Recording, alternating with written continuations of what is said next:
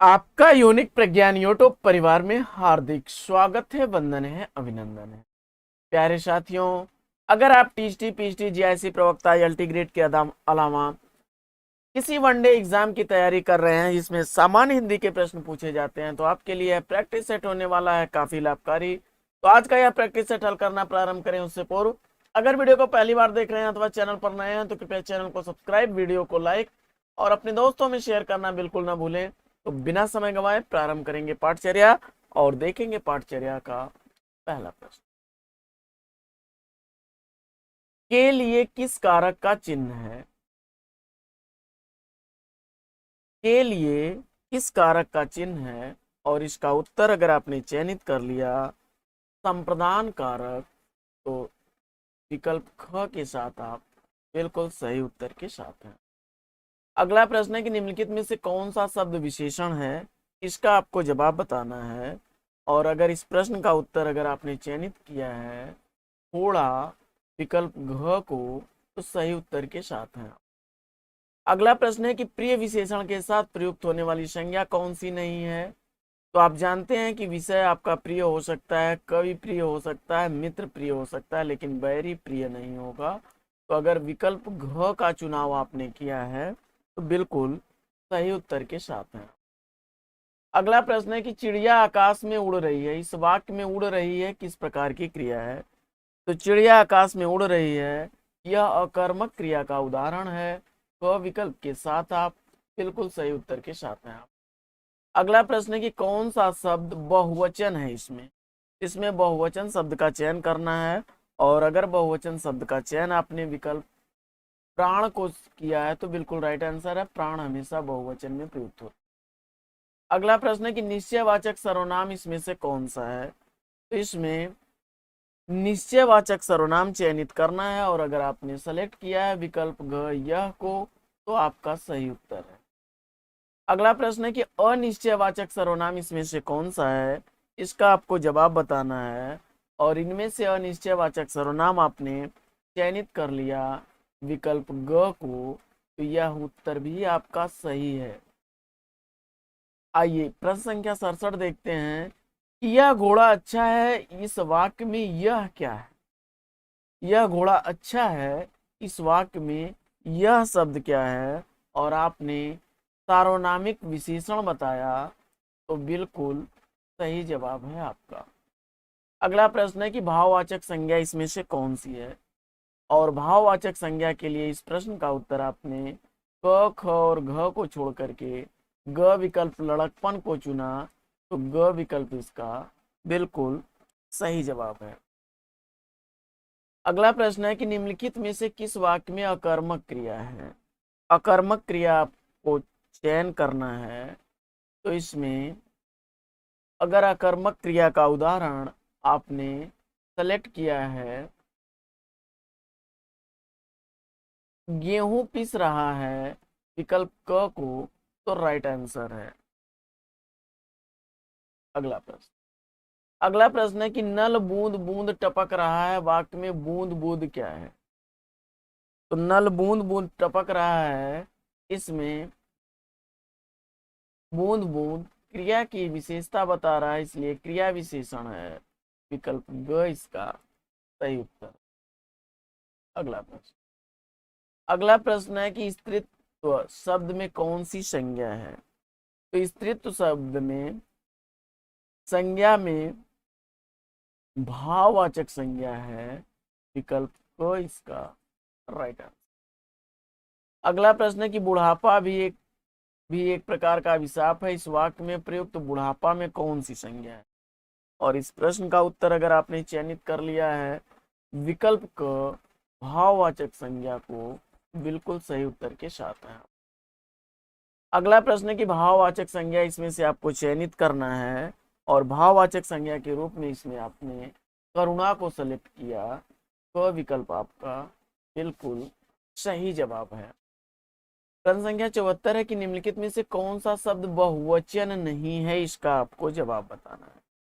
कौन सा शब्द इसमें बहुवचन नहीं है? तो आप जानते हैं कि दर्शन, हस्ताक्षर और प्राण हमेशा बहुवचन में प्रयुक्त होते हैं, लेकिन जनता एक वचन होता है। घ विकल्प इसका राइट आंसर। अगला प्रश्न है कि निम्नलिखित में से कौन सा शब्द एक वचन नहीं है। तो आप एक वचन जानते हैं कि हवा, जनता और होश, ये शब्द एक वचन के रूप हैं। वर्षा, अगर आपने क्षमा करें, वर्षा, हवा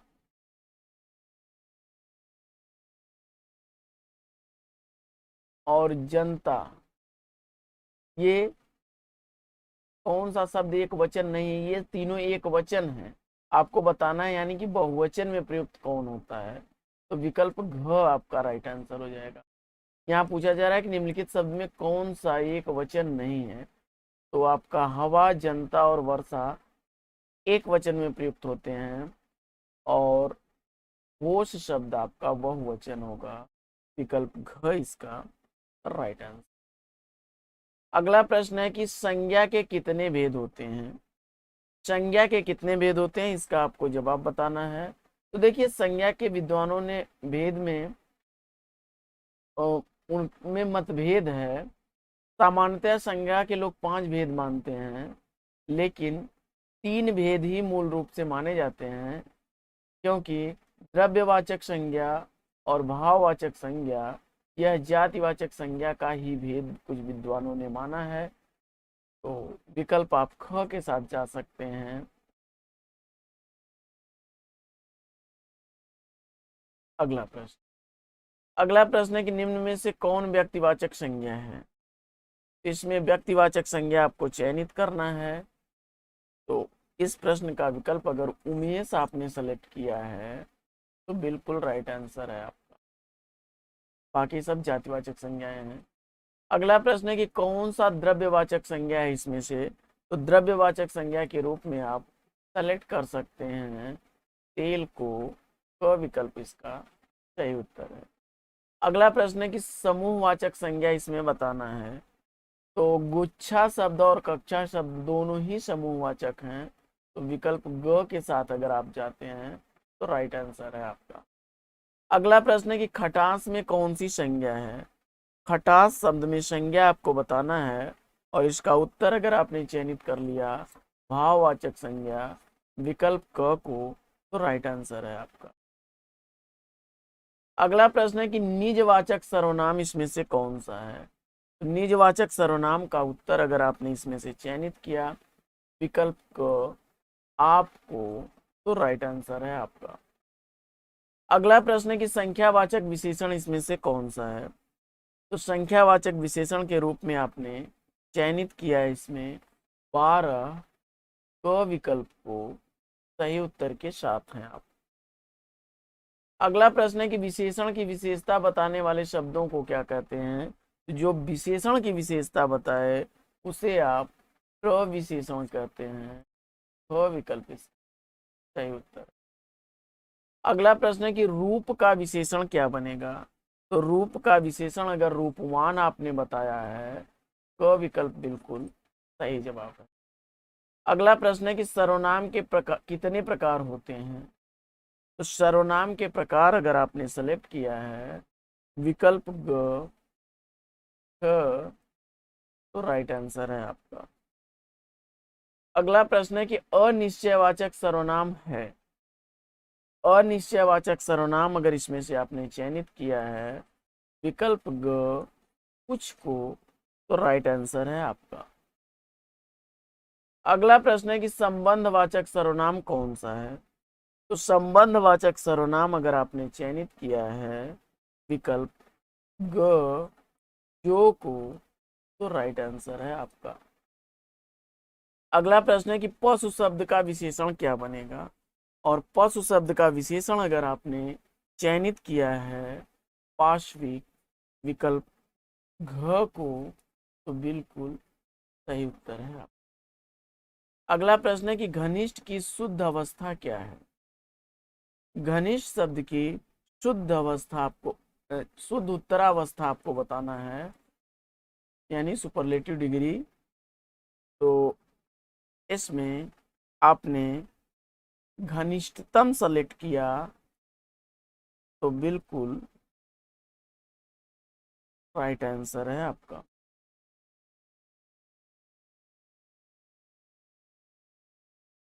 ग विकल्प इसका बिल्कुल सही जवाब है। अगला प्रश्न, अगला प्रश्न है कि निम्नलिखित में से कौन सा भेद सर्वनाम का भेद नहीं है। तो इसमें पुरुषवाचक सर्वनाम, निश्चयवाचक सर्वनाम और अनिश्चयवाचक सर्वनाम होते हैं। विकल्प ख के साथ अगर आप जा रहे हैं तो राइट आंसर है आपका। आइए बढ़ते हैं अगले प्रश्न की तरफ और देखते हैं अगला प्रश्न। अगला प्रश्न है कि बृहत विशेषण का शुद्ध उत्तमावस्था क्या होगी। तो बृहत विशेषण का ये शुद्ध उत्तमावस्था क्या होगी, और इसका जवाब अगर आपने चयनित किया बृहत्तम ग विकल्प को तो राइट आंसर है। आइए बढ़ते हैं अगले प्रश्न की तरफ और अगला प्रश्न देखते हैं। अगला प्रश्न है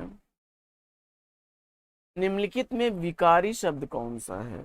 इसमें विकारी शब्द का चयन करना है आपको, और अगर इसका उत्तर आपने चयनित किया विकल्प घ तो बिल्कुल राइट आंसर। अगला प्रश्न है कि कौन सा शब्द इसमें बहुवचन है। तो आप जानते हैं कि प्राण हमेशा बहुवचन में प्रयुक्त होने वाला शब्द है, ख विकल्प इसका सही। अगला प्रश्न है कि पुरुषवाचक सर्वनाम कितने हैं। पुरुषवाचक सर्वनाम की संख्या आपको बतानी है, और आपने उत्तर में अगर 3 चयनित किया है बिल्कुल सही उत्तर के साथ हैं। अगला प्रश्न, अगला प्रश्न है कि निम्नलिखित में से कौन सा भेद संज्ञा के मुख्य 3 भेदों के अंतर्गत नहीं आता। तो इसका उत्तर अगर आपने चयनित कर लिया है समूहवाचक संज्ञा तो बिल्कुल राइट आंसर। द्रव्यवाचक संज्ञा और समूहवाचक संज्ञा जातिवाचक संज्ञा के ही भेद माने जाते। अगला प्रश्न है कि निम्न में से पुल्लिंग शब्द कौन सा है। तो इसमें से पुल्लिंग शब्द अगर आपने सेलेक्ट किया है कवि को तो राइट आंसर है आपका विकल्प ख। बाकी रोटी, हानि और तिथि ये स्त्रीलिंग शब्द हैं। अगला प्रश्न है कि मुझे किस प्रकार का सर्वनाम है। तो मुझे आपको सर्वनाम अगर आपने सेलेक्ट किया है उत्तम पुरुष तो क विकल्प बिल्कुल राइट आंसर। आइए बढ़ते हैं अगले प्रश्न की तरफ और देखते हैं प्रश्न संख्या 98। बोलने वालों के लिए जिन सर्वनाम का प्रयोग किया जाता है उन्हें क्या कहा जाता है। उन्हें उत्तम पुरुष कहा जाता है, क विकल्प इसका राइट आंसर। अगला प्रश्न है कि मध्यम पुरुष बताइए। मध्यम पुरुष का चयन करना है आपको, और इसका उत्तर अगर आपने चयनित कर लिया विकल्प ख तुम तो राइट आंसर। अगला प्रश्न है कि उत्तम पुरुष निम्न में से कौन सा है। तो उत्तम पुरुष अगर आपने विकल्प क को चुना है मैं को तो राइट आंसर। और आदर शब्द का विशेषण क्या बनेगा। आदर शब्द का अगर विशेषण आपने आदरणीय सेलेक्ट किया है तो विकल्प इसका सही उत्तर है। अगला प्रश्न है कि निम्न में स्त्रीलिंग शब्द कौन सा है। और स्त्रीलिंग शब्द के लिए अगर आपने इसमें सेलेक्ट कर लिया नदी तो बिल्कुल राइट आंसर है। बाकी हाथी, दही और पानी पुल्लिंग शब्द होते हैं। हाथी का हथनी स्त्रीलिंग होता है। काल के कितने प्रकार होते हैं। काल के मुख्यतः 3 प्रकार होते हैं, वर्तमान, भूत, भविष्य। अगला प्रश्न है कि कौन सा शब्द क्रिया नहीं है। तो इनमें कौन सा शब्द क्रिया नहीं है इसका आपको जवाब बताना है, और इस प्रश्न का उत्तर अगर आपने विकल्प घ चुना है छाया तो राइट आंसर। अगला प्रश्न है कि निम्नलिखित में से विकारी शब्द कौन सा है। और विकारी शब्द के लिए अगर आपने चयनित कर लिया विकल्प घ मनुष्य, तो राइट आंसर है आपका। अगला प्रश्न है कि अव्यय के कितने भेद होते हैं? अव्यय के मुख्यतः 4 भेद माने गए हैं। ग विकल्प के साथ अगर आप हैं तो बिल्कुल सही उत्तर के साथ हैं। आइए बढ़ते हैं अगले प्रश्न। और अगला प्रश्न है कि अविकारी शब्द इसमें से कौन सा है? तो इसमें अविकारी शब्द के रूप में आपने सेलेक्ट किया भीतर, तो राइट आंसर। अगला प्रश्न है कि संबंधवाचक सर्वनाम निम्न में से कौन सा है? इसका आपको जवाब बताना है और इस प्रश्न का उत्तर अगर आपने चयनित किया है विकल्प ग, तो बिल्कुल राइट आंसर। अगला प्रश्न है कि पीड़ित शब्द क्या है? तो पीड़ित शब्द आपका विशेषण है, विकल्प घ इसका राइट आंसर। अगला प्रश्न है कि विशेषण के भेद कितने होते हैं? तो विशेषण के भेद आपको बताना है और अगर आपने विशेषण का भेद सेलेक्ट कर लिया विकल्प ग 4, तो सही उत्तर के साथ है। अगला प्रश्न है कि कौन सा शब्द विशेषण है? इसमें कौन सा शब्द विशेषण है इसका आपको जवाब बताना है और इसका उत्तर अगर आपने सेलेक्ट किया विकल्प ग सीधा, तो राइट आंसर के साथ हैं आप। अगला प्रश्न है कि काम का नाम बताने वाले शब्द को क्या कहते हैं? तो जवाब हो जाएगा उसे क्रिया कहते हैं। ग विकल्प इसका राइट आंसर है। अगला प्रश्न है कि जिस क्रिया की रचना संज्ञा सर्वनाम अथवा विशेषण के आधार पर की जाती है उसे क्या कहते हैं? तो उसे नाम धातु क्रिया कहते हैं। विकल्प घ इसका सही उत्तर। अगला प्रश्न है कि आजकल देश में जयचंदों की कमी नहीं है। इसमें जो अंडरलाइन शब्द रेखांकित शब्द है जयचंदों, यह कैसा कौन सी संज्ञा है? और अगर इसका उत्तर आपने जातिवाचक सेलेक्ट किया है तो राइट आंसर है आपका। अगला प्रश्न है कि वाच्य कितने प्रकार के होते हैं? तो वाच्य 3 प्रकार के होते हैं, कर्मवाच्य, कर्तवाच्य और भाववाच्य। अगला प्रश्न है कि शिव का विशेषण क्या होगा? तो शिव का विशेषण अगर आपने शैव सेलेक्ट किया है ख विकल्प, तो राइट आंसर है आप। अगला प्रश्न है कि मुझसे चला नहीं जाता वाक्य में किस वाच्य का प्रयोग हुआ है? तो मुझसे चला नहीं जाता, इसमें भाववाच्य का प्रयोग है। विकल्प ख इसका राइट आंसर। अगला प्रश्न है कि मोहन हंसता है वाक्य में किस प्रकार की क्रिया का प्रयोग हुआ है? मोहन हंसता है, इसमें आपकी अकर्मक क्रिया है। ग विकल्प राइट आंसर। अगला प्रश्न है कि धन का विशेषण क्या होगा? तो धन का विशेषण धनिक बनेगा। आपने ग विकल्प का चयन किया तो सही उत्तर का चयन किया है। अगला प्रश्न है कि मोहन बड़ा ईमानदार व्यक्ति है, वाक्य में प्रयुक्त बड़ा शब्द क्या है? तो बड़ा इसमें जो शब्द है वह